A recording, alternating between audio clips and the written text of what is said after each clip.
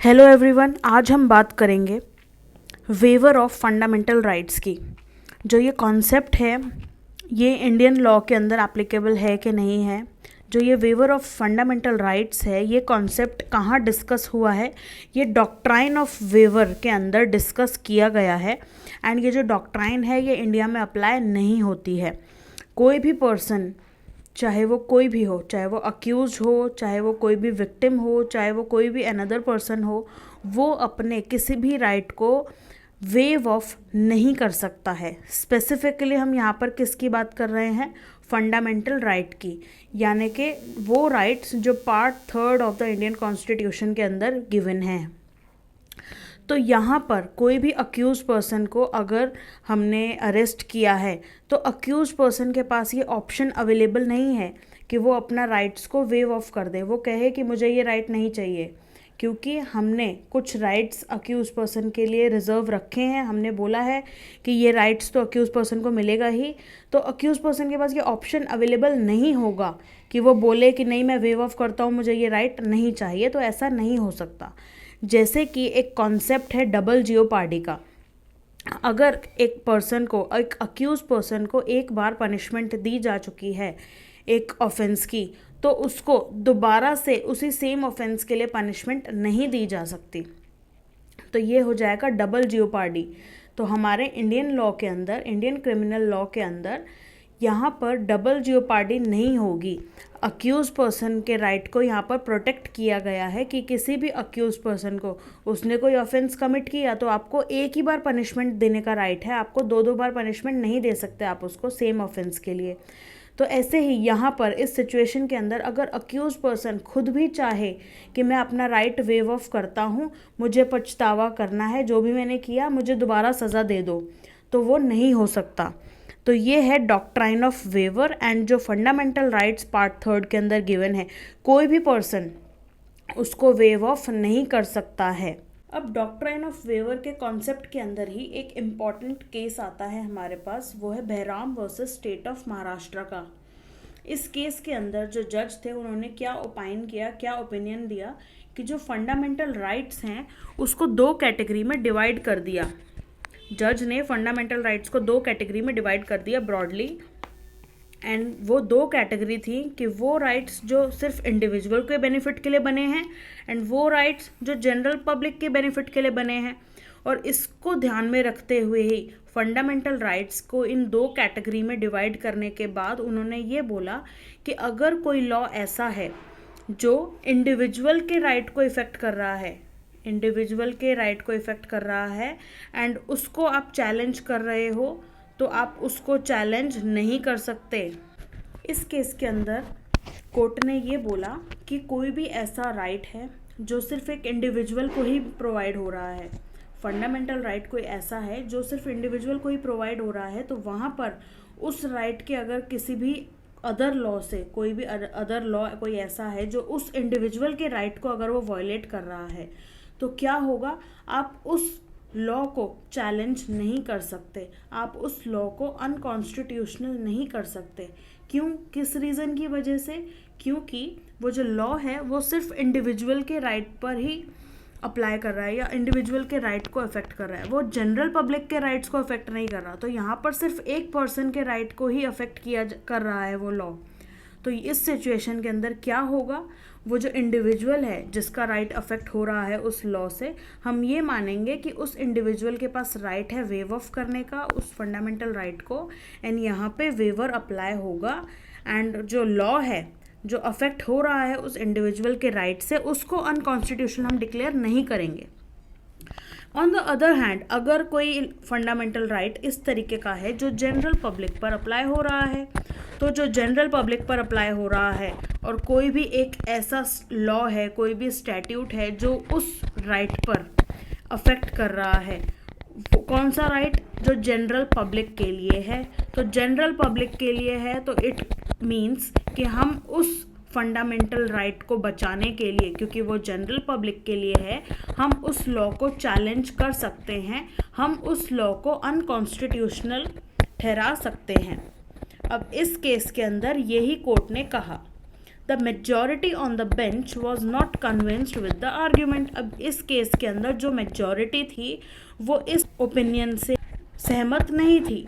तो इस केस के अंदर जो Behram versus state of Maharashtra का केस है, इसके अंदर कोर्ट ने क्या हेल्ड किया, क्योंकि जो ये ओपिनियन था एक जज का, उस ओपिनियन से तो मेजॉरिटी ऑफ द जजेस जो थे वो सहमत नहीं थे। तो इस केस के अंदर क्या हेल्ड किया कि जो भी फंडामेंटल राइट्स दिए गए हैं under part 3 of the constitution, वो इंडिविजुअल राइट्स की बात नहीं करता है, वो म्यूरली इंडिविजुअल बेनिफिट के लिए नहीं है। वो किसके लिए है? वो पब्लिक एट लार्ज के लिए है, वो पब्लिक पॉलिसी के मैटर्स से डील कर रहे हैं, वो राइट्स सबके लिए हैं। तो इसीलिए फंडामेंटल राइट्स के ऊपर क्या होगा, डॉक्ट्राइन ऑफ वेवर अप्लाई नहीं होगा। फंडामेंटल राइट्स को वेव ऑफ नहीं किया जा सकता। कोई भी सिटीज़न ऐसा नहीं कह सकता कि मैं अपना आर्टिकल 20 एंड 21 के अंदर जो अपना राइट है वो वेव ऑफ करता हूँ, मेरे पास राइट टू लाइफ है बट मैं इसको वेव ऑफ करता हूँ, आप मुझे डेथ पेनल्टी दे दो।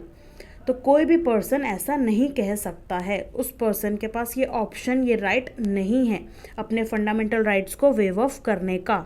नेक्स्ट जो केस है जिसके अंदर डॉक्ट्राइन ऑफ वेवर को डिस्कस किया है वो है Basheshwar Nath versus IT commissioner. इस केस के अंदर क्या हुआ था, सुप्रीम कोर्ट ने डिस्कस किए थे या कुछ व्यू पॉइंट्स दिए थे सुप्रीम कोर्ट ने फंडामेंटल राइट्स के वेवर को लेकर। तो उन्होंने ये बोला कि आर्टिकल 14 का तो वेवर हो ही नहीं सकता है। किसी भी पर्सन के एक्ट को या फिर कोई कंडक्ट को, कोई भी पर्सन ने कोई एक्ट करा या कंडक्ट करा, उस एक्ट और कंडक्ट की वजह से किसी अनदर पर्सन का आर्टिकल 14 जो है वो क्या हुआ, वॉयलेट हो गया। तो जिस पर्सन के एक्ट और कंडक्ट की वजह से उस पर्सन का जो फंडामेंटल राइट अंडर आर्टिकल 14 जो है वो वॉयलेट हुआ है, उस पर्सन को रिलीव नहीं किया जाएगा। एंड ये स्टेट की ऑब्लिगेशन है जो कॉन्स्टिट्यूशन में स्टेट के ऊपर ऑब्लाइज किया हुआ है। अब नेक्स्ट व्यू क्या था, वो ये था कि फंडामेंटल राइट्स को जो है वो किसी भी तरीके से वेव ऑफ नहीं किया जा सकता। यहाँ पर आर्टिकल 14 के ऊपर ज़्यादा जोर दिया गया, बट साथ ही साथ ये भी कहा गया कि आर्टिकल 14 के अलावा और भी जितने भी फंडामेंटल राइट्स हैं, किसी को भी आप वेव ऑफ नहीं कर सकते। कोई भी fundamental right subject to doctrine of waiver नहीं है। तो फंडामेंटल राइट्स जो हैं वो मैंडेटरी हैं स्टेट के लिए, एंड किसी भी सिटीज़न के एक्ट को या कंडक्ट को जो कि कॉन्ट्रेरी है फंडामेंटल राइट्स के, उसको आपको पनिश करना होगा एंड आप उसको माफ़ नहीं करेंगे ऐसे ही। एंड इसके बाद कोर्ट ने ये भी बोला कि कॉन्स्टिट्यूशन के अंदर कोई भी डिस्टिंक्शन नहीं दिया गया है। जैसे कि हमने जो ऊपर हमने अभी केस डिस्कस किया Behram versus state of Maharashtra, इसके अंदर एक जज का ओपिनियन क्या था कि फंडामेंटल राइट्स को 2 कैटेगरी के अंदर डिवाइड किया गया था। वही सेम चीज़ Basheshwar Nath versus IT commissioner के केस के अंदर बोला गया एंड कहा गया कि कॉन्स्टिट्यूशन के अंदर फंडामेंटल राइट को कैटेगरिकली डिवाइड नहीं किया गया है।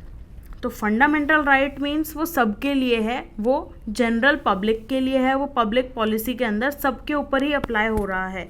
तो फंडामेंटल राइट्स को हमने इसीलिए एनैक्ट नहीं किया गया कि वो सिर्फ एक इंडिविजुअल इंटरेस्ट को प्रोटेक्ट करेगा। फंडामेंटल राइट पब्लिक इंटरेस्ट को प्रोटेक्ट करने के लिए एनैक्ट किया गया है। यही चीज़ हेल्ड करी है इस केस के अंदर। हमारे इंडिया में जो मेजॉरिटी ऑफ द पीपल हैं वो इकोनॉमिकली पुअर हैं, एजुकेशन बैकग्राउंड भी उनका इतना अच्छा नहीं है, पॉलिटिकली भी इतने वो वेल एजुकेटेड नहीं है, अपना अधिकार वो अच्छे से नहीं समझते हैं, नहीं जानते हैं। तो इन सारी चीज़ों को देखते हुए ये स्टेट की ड्यूटी बनती है कि वो उन इंडिविजुअल्स के राइट को प्रोटेक्ट करें। अब यहाँ पर हमने 2 केस को देखा। एक केस के अंदर माइनॉरिटी जो ओपिनियन था वो ये था कि इंडिविजुअल जो है, कोई भी एक इंडिविजुअल का अगर फंडामेंटल राइट वायलेट होता है तो उस इंडिविजुअल के पास वेवर का राइट है। But on the other hand majority opinion ये थी कि इंडिविजुअल के पास भी वेवर का ऑप्शन नहीं है। इंडिविजुअल को भी अपने फंडामेंटल राइट को इन्फोर्स कराने का अधिकार है। तो ये हमारे पास मेन पिक्चर अब सामने आई है कि इंडिविजुअल एंड चाहे वो जनरल पब्लिक के लिए हो, कोई भी राइट है उसको प्रोटेक्शन मिलेगी, उसको आप एनफोर्स करा सकते हैं। किसी भी अनदर पर्सन के पास, कोई भी हो चाहे वो, तो कोई भी पर्सन आपके राइट्स को वॉयलेट नहीं कर सकता है। जो यही मेजॉरिटी डिसीजन था, इसी को आगे फर्दर अपहेल्ड किया गया बाकी अनदर केसेस के अंदर भी। तो आगे के जो हम केसेस डिस्कस करेंगे वो कौन से हैं? Olga Tellis versus Bombay municipal corporation.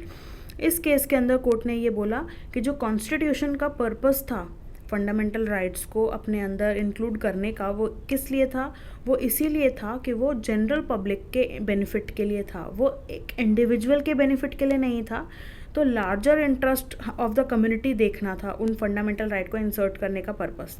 और अगर किसी एक पर्सन को अगर हम वेव करने का ऑप्शन दे देते हैं, किसी पर्सन ने अपने आप अगर वेव करने के लिए बोला, एंड अगर ऐसा मैंडेटरी होता, वेवर का ऑप्शन उसके पास होता, तो यहाँ पर स्टेट जो थी वो उस पर्सन को एस्टॉपल कर सकती थी, उस पर्सन को रोक सकती थी, बाउंड कर सकती थी उसकी प्रीवियस स्टेटमेंट के साथ। तो इसीलिए अगर कोई पर्सन खुद भी अगर वेवर का ऑप्शन करता है, वो बोलता है कि मैं अपना राइट वेव करना चाहता हूँ, तो उसके ऊपर एस्टॉपल अप्लाई नहीं होगा।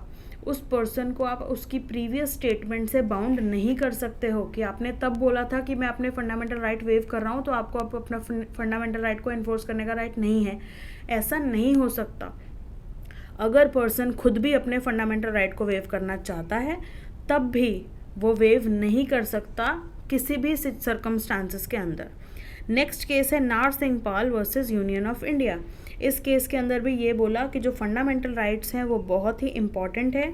फंडामेंटल राइट्स के ऊपर एस्टॉपल का प्रिंसिपल अप्लाई नहीं होता है, प्लस फंडामेंटल राइट्स को कभी भी कॉम्प्रोमाइज़ नहीं किया जा सकता है।